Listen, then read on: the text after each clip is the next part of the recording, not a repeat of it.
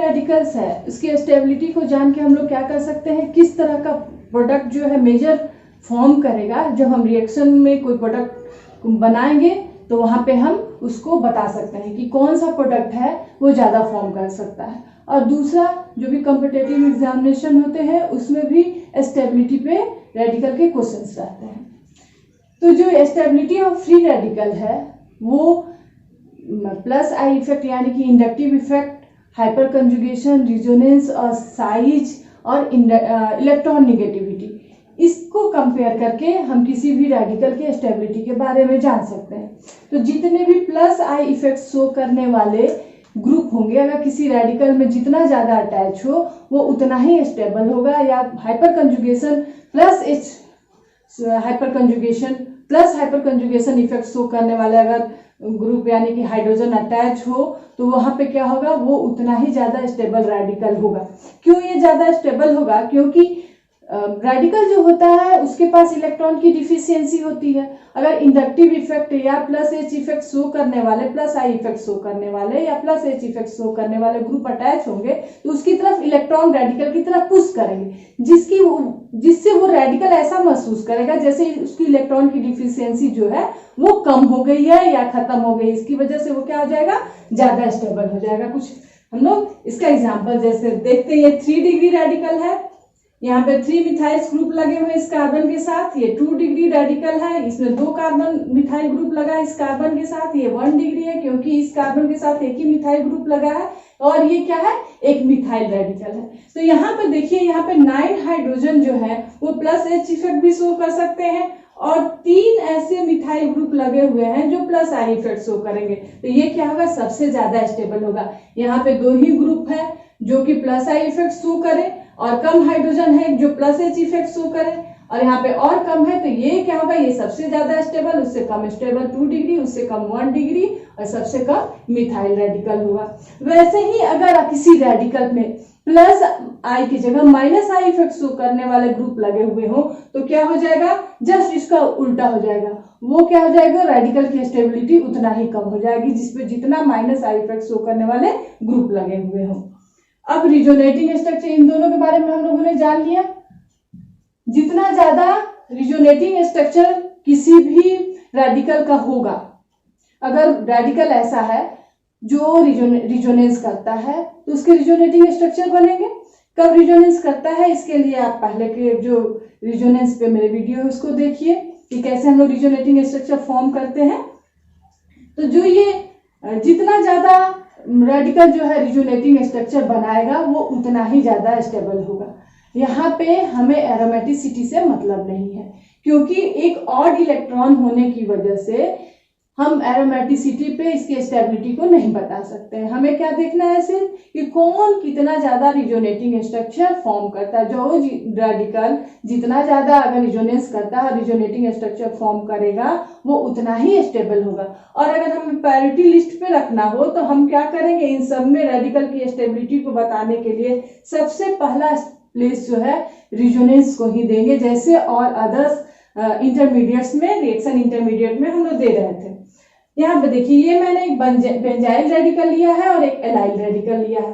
तो benzyl radical के लिए हम लोग 4 डिफरेंट रिजोनेटिंग स्ट्रक्चर बना सकते हैं, जबकि एलाइल रेडिकल के लिए हम लोग क्या कर सकते हैं, सिर्फ और सिर्फ 2 रिजोनेटिंग स्ट्रक्चर बना सकते हैं। कैसे, ये अगर रेडिकल यहाँ मूव करे तो यहाँ एक डबल बॉन्ड आ जाएगा और यहाँ से एक इलेक्ट्रॉन को यहाँ मूव करना होगा तो यहाँ पे एक रेडिकल फॉर्म कर जाएगा। जैसे कि यहाँ पे किया है, क्या होगा, यहाँ से एक इलेक्ट्रॉन यहाँ आ रहा है, एक इलेक्ट्रॉन के आने से तो कोई बॉन्ड नहीं बनता है, और इस वाले डबल बॉन्ड से भी एक इलेक्ट्रॉन यहाँ जा रहा है तो क्या होगा, यहाँ पे एक डबल बॉन्ड फॉर्म कर जाएगा और इस पे क्या होगा, इसका एक इलेक्ट्रॉन तो यहीं रह गया तो एक यहाँ पे रेडिकल का फॉर्मेशन हो जाएगा। यानी हम एलाइल रेडिकल के लिए 2 रिजोनेटिंग स्ट्रक्चर बना सकते हैं। वैसे ही बेंजाइल रेडिकल के लिए, इस पे हम टाइम नहीं देना चाह रहे हैं, हम लोग क्या कर सकते हैं, यहाँ पे ये रेडिकल का है, क्या कर सकते हैं, ये डिफरेंट जो है रिजोनेटिंग स्ट्रक्चर बना सकते हैं। तो चूंकि बेंजाइल रेडिकल का ज्यादा रिजोनेटिंग स्ट्रक्चर बन सकता है, इसलिए क्या होगा, बेंजाइल रेडिकल जो है वो ज्यादा स्टेबल होगा। अब देखते हैं हम लोग नेक्स्ट जो है वो साइज, कि जैसे जैसे साइज इंक्रीज करता है वैसे वैसे रेडिकल की स्टेबिलिटी बढ़ते जाती है। इसकी वजह क्या है कि जैसे जैसे साइज बढ़ेगा, क्योंकि इसके पास रेडिकल के पास एक ऑड इलेक्ट्रॉन रहता है, तो वो ऑड इलेक्ट्रॉन जो होता है उसके कारण जो चार्ज होता है उसका डिस्ट्रीब्यूशन उसके सरफेस एरिया पे काफी अच्छे से हो सकेगा। अगर जो उसका साइज बड़ा रहेगा तो बड़े साइज में होगा, इसलिए वो रेडिकल ज्यादा स्टेबल करेगा। तो जितना साइज बड़ा होगा उतना ही रेडिकल जो है उसकी स्टेबिलिटी बढ़ेगी। तो हम लोग क्या कर सकते हैं, पीरियोडिक टेबल में इसे प्रिडिक्ट कर सकते हैं। पीरियोडिक टेबल में क्या हो सकता है कि अगर हम लोग राइट टू लेफ्ट मूव करें तो क्या होता है, साइज जो है वो डिक्रीज करता है। तो जैसे साइज डिक्रीज करेगा वैसे ही क्या होगी, रेडिकल की स्टेबिलिटी जो है वो डिक्रीज कर जाएगी। अगर हम लोग टॉप टू बॉटम मूव करें तो क्या होगा, टॉप टू बॉटम जैसे हम लोग मूव करते हैं पीरियोडिक टेबल में तो साइज क्या होती है, इंक्रीज करती है। तो इस वजह से क्या होगा, रेडिकल की स्टेबिलिटी भी इंक्रीज करेगा। जैसे कि हम लोग ले लेते हैं हाइड्रोजन, फ्लोरीन, क्लोरीन, ये सारे radical, bromine radical, iodine radical. तो इसमें क्या होगा, सबसे ज्यादा साइज सबसे बड़ा कौन है, आयोडीन। तो आयोडीन रेडिकल जो है सबसे ज्यादा स्टेबल होगा। ब्रोमीन रेडिकल जो है इससे छोटा है तो ये कम स्टेबल होगा। क्लोरीन उससे भी छोटा है तो क्लोरीन रेडिकल कम स्टेबल होगा। फ्लोरीन जो है क्लोरीन से छोटा है तो वो कम स्टेबल होगा। और हाइड्रोजन जो है सबसे छोटा है और हाइड्रोजन का जो रेडिकल होगा, हाइड्रोजन रेडिकल, वो सबसे ज्यादा अनस्टेबल होगा। नेक्स्ट जो हमारा टॉपिक है वो क्या है, इलेक्ट्रॉन निगेटिविटी। क्योंकि जो रेडिकल है वो खुद ही इलेक्ट्रॉन डिफिशियंट है, तो कहीं भी ऐसे जगह पे जहां पर कोई ऐसा ग्रुप लगा हो जो इलेक्ट्रॉन डिफिशियंट हो, जिसकी इलेक्ट्रॉन निगेटिविटी ज्यादा हो, जिसकी इलेक्ट्रॉन निगेटिविटी ज्यादा हो, या ऐसा हाइब्रिडाइजेशन हो जो ज्यादा इलेक्ट्रोनिगेटिव हो, तो उस केस में क्या होगा कि रेडिकल की स्टेबिलिटी है जो वो डिक्रीज कर जाएगी। जैसे अगर हम लोग CH3 ले और NH2 ले, ये दोनों क्या है, इसका हम लोग रेडिकल ले रहे हैं, या फिर OH रेडिकल ले, या फिर फ्लोरीन रेडिकल ले। तो इसमें क्या होगा, कार्बन से नाइट्रोजन की जो है इलेक्ट्रॉन निगेटिविटी जो है वो जैसे जैसे यानी कि इंक्रीज करेगा वैसे वैसे स्टेबिलिटी क्या करेगा, रेडिकल का डिक्रीज करेगा। यहाँ पे ध्यान दीजिएगा, जैसे जैसे इलेक्ट्रॉन निगेटिविटी इंक्रीज करेगा रेडिकल की स्टेबिलिटी जो है वो डिक्रीज करेगा। तो इन सब में देखिए कार्बन से नाइट्रोजन जो है वो ज्यादा इलेक्ट्रोनिगेटिव है, यानी इन दोनों को अगर कंपेयर करना हो तो कार्बन जो है इससे ज्यादा स्टेबल होगा, ये मिथाइल रेडिकल जो है इससे ज्यादा स्टेबल होगा। अभी नाइट्रोजन और ऑक्सीजन में देखें हम तो क्या है, ऑक्सीजन जो है नाइट्रोजन से ज्यादा इलेक्ट्रोनिगेटिव है, तो ये क्या होगा, ये जो रेडिकल होगा इस OH रेडिकल से ज्यादा स्टेबल होगा। वैसे ही फ्लोरीन और ऑक्सीजन में अगर हम देखें तो फ्लोरीन जो है वो ज्यादा इलेक्ट्रोनिगेटिव होता है ऑक्सीजन के कंपेयर में, तो क्या होगा, फ्लोरीन जो है वो सबसे कम इन सब में स्टेबिलिटी होगी। फ्लोरीन रेडिकल की OH की उससे ज्यादा होगी, चूंकि इससे कम इलेक्ट्रोनिगेटिव है, उससे ज्यादा NH2 की और सबसे ज्यादा CH3 की। अब हम लोग अगर हाइब्रिडाइजेशन की बात करें तो सिंगल बॉन्ड इलेक्ट्रोनिगेटिविटी, कहीं भी कार्बन कार्बन के बीच में अगर सिंगल बॉन्ड और वहां पर रेडिकल प्रेजेंट हो, यानी कि sp3 हाइब्रिडाइजेशन हो, तो हम लोग जानते हैं कि sp3 हाइब्रिडाइजेशन की इलेक्ट्रॉन निगेटिविटी सबसे कम होती है, क्योंकि यहाँ पे क्या होता है, यहाँ पे sp3 में हम लोग जानते हैं कि इलेक्ट्रॉन, इसके लिए भी अलग से हमने वीडियो बनाया है, इलेक्ट्रॉन निगेटिविटी और हाइब्रिडाइजेशन में क्या रिलेशन है और कैसे हम इसको जानते हैं, उस वीडियो को भी देखिए आप। और अगर डबल बॉन्ड है तो क्या होगा, उसकी इलेक्ट्रॉन निगेटिविटी और ज्यादा हो जाती है, इसके पास इलेक्ट्रॉन की और कमी रहती है। और अगर हम ट्रिपल बॉन्ड की बात करें, यानी कि sp2 एंड sp की बात करें, तो इसकी इलेक्ट्रॉन निगेटिविटी और ज्यादा होगी। तो सबसे ज्यादा क्या होगा, sp3 वाला रेडिकल स्टेबल होगा, sp2 का उससे कम और sp का सबसे कम। अब हम लोग क्या करते हैं, कुछ क्वेश्चंस मैंने यहाँ पे लिखा है जिसको हम लोग सॉल्व करेंगे, ताकि ये जो हम लोग जितना भी ये कॉन्सेप्ट अभी तक बताया उसको यूज कैसे करेंगे। कोई भी क्वेश्चंस अगर बनाना हो तो सारा कॉन्सेप्ट तो जाना जरूरी है, लेकिन उसका एप्लीकेशन भी जरूरी है। यहाँ पे देखिए ये दोनों रेडिकल है, दोनों में कंजुगेशन है, क्योंकि अल्टरनेट अगर डबल बॉन्ड हो तो उसको हम लोग कंजुगेशन कहते हैं। लेकिन यहाँ पर अगर देखेंगे तो ये रेडिकल के साथ ये एकदम एक साथ ये दोनों डबल बॉन्ड आ जा रहे हैं, लेकिन यहाँ पे अगर हम लोग रेडिकल के साथ इसको लेना चाहें तो एक साथ दोनों नहीं आएगा, या तो एक बार ये आ सकता है या एक बार ये आ सकता है। तो इस तरह के कंजुगेशन को कहा जाता है क्रॉस कंजुगेशन। और इसको हम लोग कहते हैं लीनियर कंजुगेशन। तो ये वर्ड आप लोग ध्यान दीजिएगा। कंजुगेशन के कारण क्या होता है, स्टेबिलिटी बढ़ती है, लेकिन लीनियर कंजुगेशन से क्रॉस कंजुगेशन होने पे इन दोनों को अगर हम कंपेयर करें तो लीनियर कंजुगेशन में स्टेबिलिटी बढ़ जाएगी। ठीक है, तो अगर इस तरह का क्वेश्चन हो तो बिना देखे आप क्या कर सकते हैं कि जहां भी लीनियर कंजुगेशन होगा वहां स्टेबिलिटी ज्यादा होगी, क्रॉस कंजुगेशन में स्टेबिलिटी कम होगी। अब इसमें देखिए, इन सारे में यहाँ पे क्या है, यही वाला कंडीशन है, यहाँ पे लीनियर कंजुगेशन है। यहाँ पे क्या है देखिए, तो यहाँ पे कुछ खास नहीं, यहाँ पे क्या है, sp3 हाइब्रिडाइजेशन है। और अगर यहाँ पे देखें तो ये क्या है, ये जो पोजीशन है यहाँ पे डबल बॉन्ड के साथ है, और यहाँ पे एक अल्टरनेट में है, यानी कि ये क्या है, विनाइलिक है, और ये क्या है, ये अलाइलिक। ये जो है इसके साथ एकदम डबल बॉन्ड पे, तो ये क्या होगा, ये सबसे कम, जो हम लोगों ने कहा कि यहाँ पे इलेक्ट्रॉन निगेटिविटी के कारण डबल बॉन्ड के साथ ये रेडिकल है, तो ये क्या होगा, यहाँ पे सबसे कम जो होगी स्टेबिलिटी होगी, सबसे कम होगी डी की, यानी कि।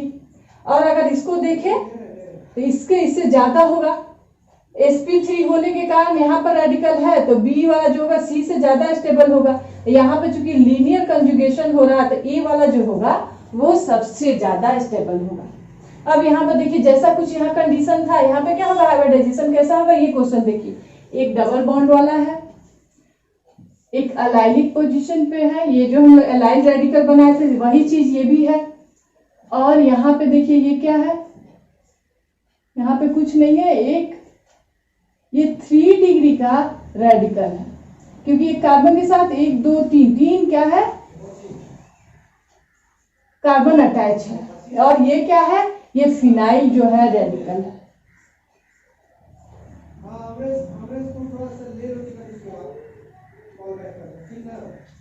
तो सबसे कम अगर स्टेबिलिटी की बात करें हम, तो सबसे कम तो यही होगा, क्योंकि ये क्या है, यहाँ पे sp2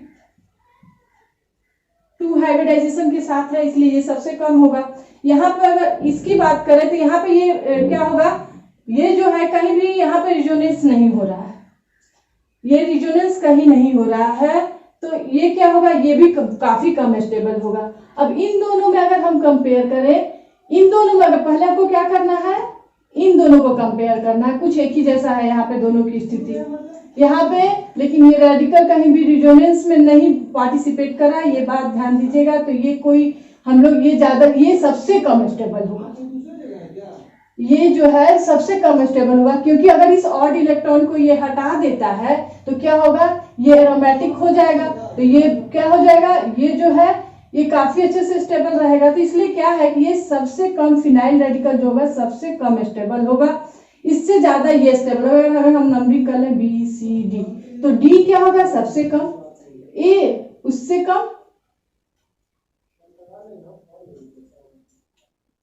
और अगर अब हमें इन दोनों में बात करना, कंपेयर करना है, तो चूंकि इसका क्या हो सकता है, हम रिजोनेटिंग स्ट्रक्चर एक और बना सकते हैं, यहाँ पे डबल बॉन्ड आ जाएगा और ये रेडिकल यहाँ पे फॉर्म कर जाएगा, लेकिन इसके केस में हम लोग रिजोनेंस नहीं बना सकते हैं, तो क्या होगा, सी जो है बी से कम स्टेबल होगा। तो सबसे ज्यादा स्टेबिलिटी किसकी होगी, एलाइल रेडिकल की। नेक्स्ट जो क्वेश्चन है वो देखिए, इसमें क्या है कि डिफरेंट ग्रुप अगर लगे हुए हो रिंग पे तो उसकी स्टेबिलिटी को हम कैसे बताएंगे। डिफरेंट तरह के ग्रुप जो अगर लगे हुए हो किसी भी बेंजीन रिंग पे, तो उस केस में हम लोग क्या करेंगे, कैसे बताएंगे कि स्टेबिलिटी किसकी ज्यादा या कम होगी। वैसे ये क्या है, बेंजाइल रेडिकल है, ठीक है। इसका हम लोगों ने देखा कि रिजोनेंस करता है और सब करेगा, केवल ऐसा नहीं कि यही करेगा, ये भी करेगा, ये भी करेगा, ये भी करेगा। तो रिजोनेंस के थ्रू हम लोग इसको नहीं बता सकते हैं, क्योंकि सारा का सारा जो है वो रिजोनेंस करेगा, इसलिए हम इसको बता नहीं सकते हैं कि रिजोनेटिंग स्ट्रक्चर के बेसिस पे हम नहीं बता सकते हैं कि कौन ज्यादा स्टेबल है। इसको हम लोग कैसे सॉल्व करेंगे, इस तरह के क्वेश्चन को हम लोग इंडक्टिव इफेक्ट के थ्रू सॉल्व करते हैं कि क्या जो ग्रुप लगा हुआ है वो प्लस IV इफेक्ट शो करने वाला है या माइनस आई इफेक्ट शो करने वाला है।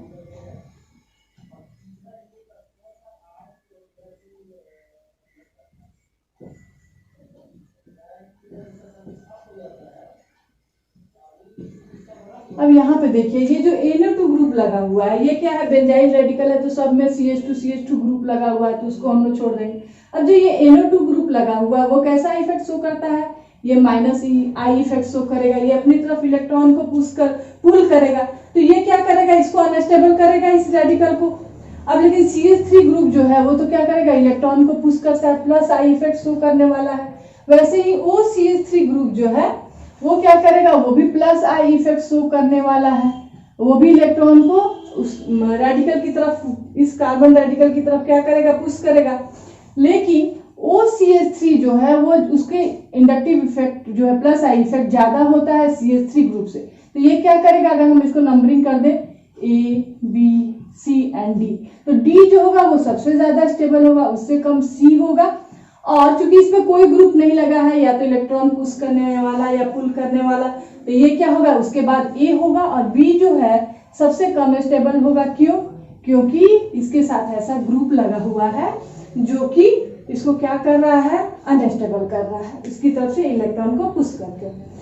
कुछ और भी स्पेशल केसेस हैं, जैसे कि कोई भी ऐसा ग्रुप लगा हो रेडिकल के बगल वाले ही कार्बन के पोजीशन पे जिसके पास लोन पेयर ऑफ इलेक्ट्रॉन हो, तो वहां पे क्या होता है, वहां पे ऐसा होता है जैसे कि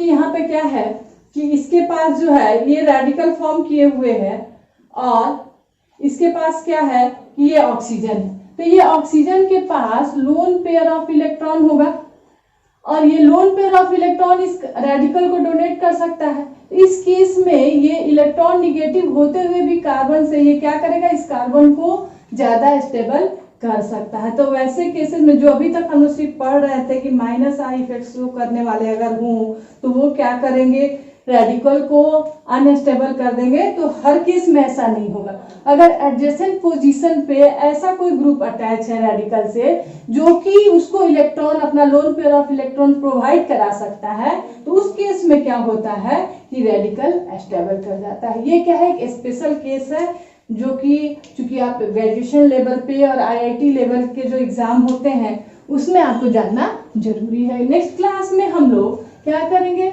फ्री रेडिकल के रिएक्शन के बारे में जानेंगे। Thank you.